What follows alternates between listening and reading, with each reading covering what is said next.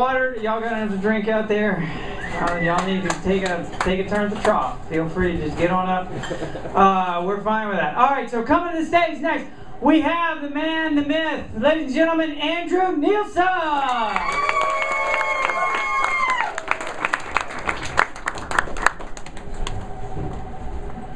Well, thanks everybody coming out tonight. I'm really excited because I want to share a lesson I learned about dating. Yeah, I'm just kind of getting into the whole dating thing, and dating can be really stressful because you're dealing with the fear of rejection. And, you know, you're like, what do I do? And the other thing about it is that not only that, when you're out there dating, you're wondering, am I making a good impression? How do I know that I've actually, you know, wowed this person? Well, here's a little yardstick you can use. If when you go to leave the next morning and you can't find your underwear, probably made a good impression. And then what do you do on a date? Well, you can go to a movie. Movies are good. Then what you do is you go and sit for 2 hours and not talk to the person. It's kind of like being married, but you get expensive popcorn. Then, well, what else can you do? I know you could go dancing. Dancing's good.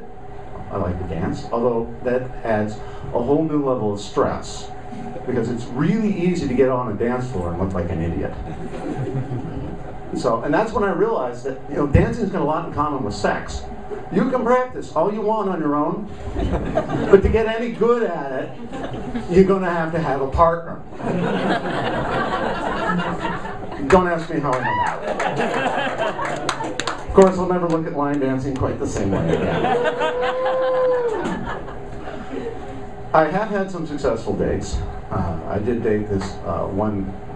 Veterinarians are really interesting people. I dated this one veterinarian, probably the most beautiful woman I've ever seen in my entire life. We went out 4 or 5 times. Everything was great. One night we wound up back at her place. And she's looking at me with those big brown puppy dog eyes. And I'm like, my tail's just a wagging. I'm like, oh yeah. But, gotta be cool. Gotta be cool. So, things are progressing nicely.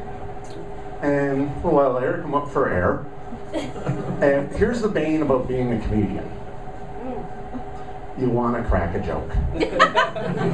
So I'm like, I gotta make it funny. So I look at her and said, so, would you like to play doctor? Next thing I know, she grabs me by the scruff of the neck, shoves a horse bill down my throat, slaps a muzzle on me, bends me over a table, and rams a thermometer up my ass.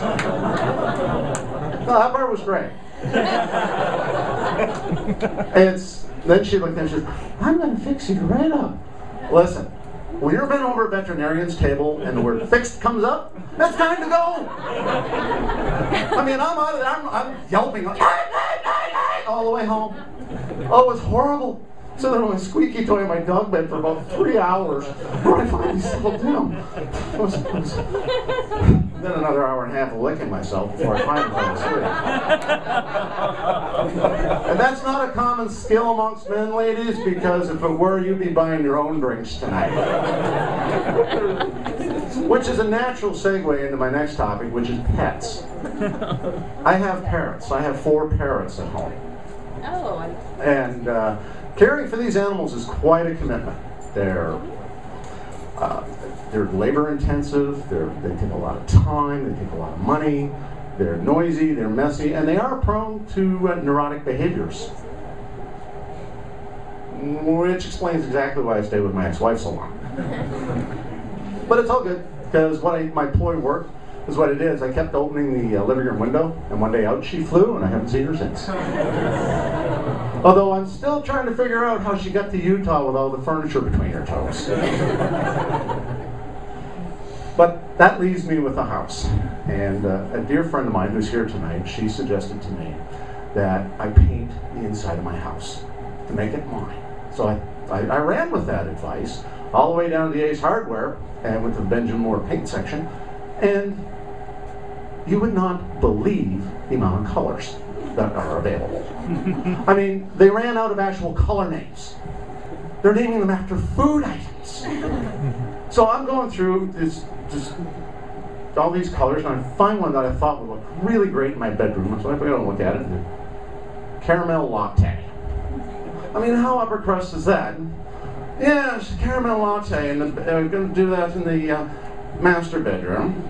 I think mocha cappuccino in the entryway, fire roasted tomato around the fireplace, and for the kitchen, bean sprouts. And the master bathroom is going to be spiced rum because there's stains on the walls from the last time I got into this stuff. I mean, even a rainbow's looking down going, what the hell is that? Well, what it is, it's a marketing gimmick. And I actually saw a really weird marketing gimmick at Advance Auto a while ago. I had to get some windshield washer fluid for the car. So, go in and grab first jug I see, get in the line. So I'm just waiting, looking at the label, waiting for the cashier, and keep out of reach of children, external use only, nice fresh scent. What? Nice fresh scent. Like I give a damn how my windshield smells. I mean, I haven't had anybody come up to me and said, like, dude, your windshield smells like somebody took a dump on it. Or, you know, a mechanic, well, Mr. Nielsen, your alternator is shot and you need new shock absorbers, and that windshield smells like a hamper full of old sweat socks. As near as I can figure, it's all about the bugs. I think somebody from PETA decided that it would be really great to make this poor bug's last moment on Earth a little bit more enjoyable. So you get this little bug flying around, ooh, lavender. And speaking of bugs, I was actually traveling through Maine in June, and I noticed, so looking at the license plates, a lot of license plates in the United States and in Canada have these nifty little sayings on them. In Maine, they're saying, is the way life should be.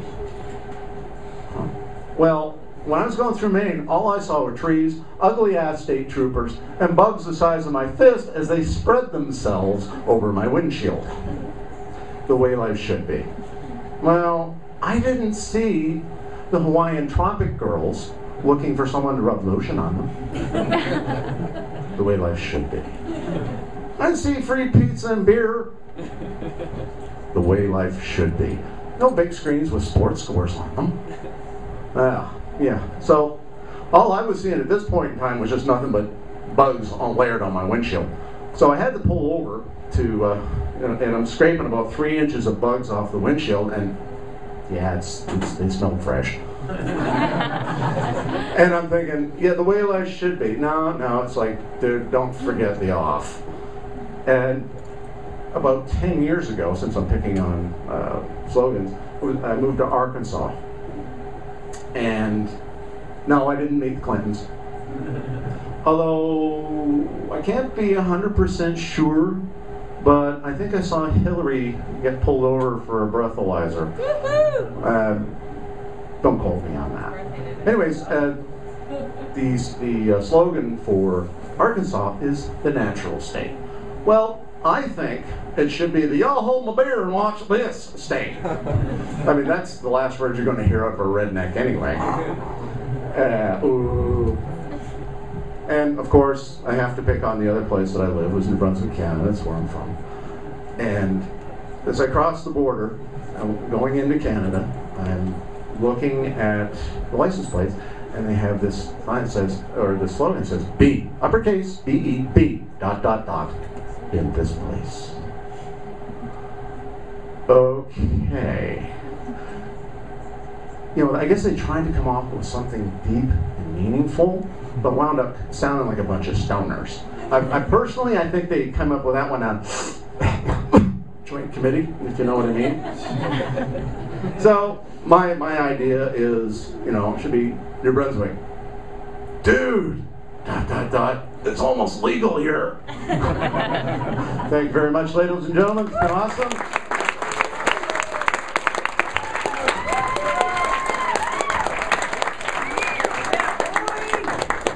Andrew, keeping it real in New Brunswick.